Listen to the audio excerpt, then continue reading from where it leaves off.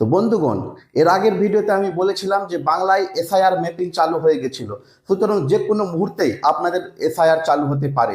তো বন্ধুগণ, কালকেই খবর চলে এসছে যে এসআইআর কিন্তু আমাদের ওয়েস্ট বেঙ্গলে চালু হয়ে গেছে। অর্থাৎ 1 নভেম্বর থেকে এসআইআর চালু হতে চলেছে পশ্চিমবাংলায়। 1 নভেম্বর থেকে এসআইআর চালু হবে এবং 4 তারিখে ইনোগ্রেশন একটা আপনাদের কাছে ফর্ম দিবে। সেই ফর্মটা আপনাদেরকে 9 নভেম্বরের আগে আপনাদেরকে সাবমিট করে দিতে হবে। তো বন্ধুগণ, আপনারা কিন্তু খুব সাবধানে ফর্মটা ফিল আপ করবেন যাতে আপনাদের ভুল কিছু না হয়। আপনাদেরকে জানিয়ে রাখি যে বাদের সংখ্যা কিন্তু 2 কোটিরও প্লাস দেখাচ্ছে। মালদা ডিস্ট্রিক্টে শুধু 50% প্লাস দেখাচ্ছে। আপনাদের বাঁকুড়া, বর্ধমান এগুলাতে আরও 60 প্লাস দেখাচ্ছে বাদের সংখ্যা। সুতরাং বন্ধুরা, ওখানে কিন্তু যেগুলা নাম মিসম্যাচ রয়েছে সেগুলাকে তারা বাতিল লিস্টে ধরে নিয়েছে। যাদের 2002 সালে ভোটার লিস্টে নাম ছিল তাদের যদি 2025-এও ভোটার লিস্টে নাম থাকে তাহলে তাদের কোনো অসুবিধার কথা নাই। শুধুমাত্র ওই ভোটার লিস্টটা দিলেই আপনাদের কিন্তু হয়ে যাবে। আর যদি আপনাদের 2002 সালের লিস্টে নাম না থাকে তাহলে আপনাদের 11টা কাগজের মধ্যে যে কোনো একটা কাগজ থাকলেই যথেষ্ট হয়ে যাবে।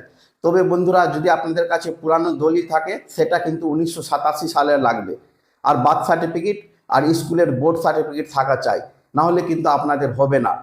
আরেকটা গুরুত্বপূর্ণ আপডেট বন্ধুরা, যদি আপনাদের 2002 সালের ভোটার লিস্টে নাম ছিল ঠিক, কিন্তু আপনারা 2024, 25 কিংবা 22-এ আপনারা নামটা চেঞ্জ করে নিয়েছেন, যদি আপনাদের কাছে পুরাতন ভোটার কার্ড থাকে এবং এখন যদি নতুন ভোটার কার্ড থাকে, অনেকজনের হয়েছে যে কার্ডের নাম্বারটাও তাদের চেঞ্জ হয়েছে। সুতরাং আপনারা দুটাই কার্ডের জেরক্স দিবেন, পুরাতন কার্ডেরও জেরক্স দিবেন এবং নতুন কার্ডেরও জেরক্স দিবেন।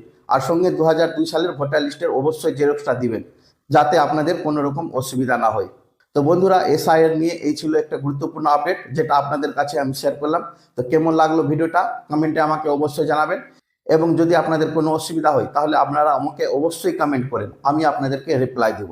ধন্যবাদ বন্ধুরা ভিডিওটা দেখার জন্য। যদি ভিডিওটি ভালো লেগে থাকে তাহলে আমার চ্যানেলটিকে সাবস্ক্রাইব করে দিন এবং ফেসবুক থেকে দেখলে আমার পেজটাকে ফলো করো এবং লাইক শেয়ার করতে ভুলবে না। ধন্যবাদ।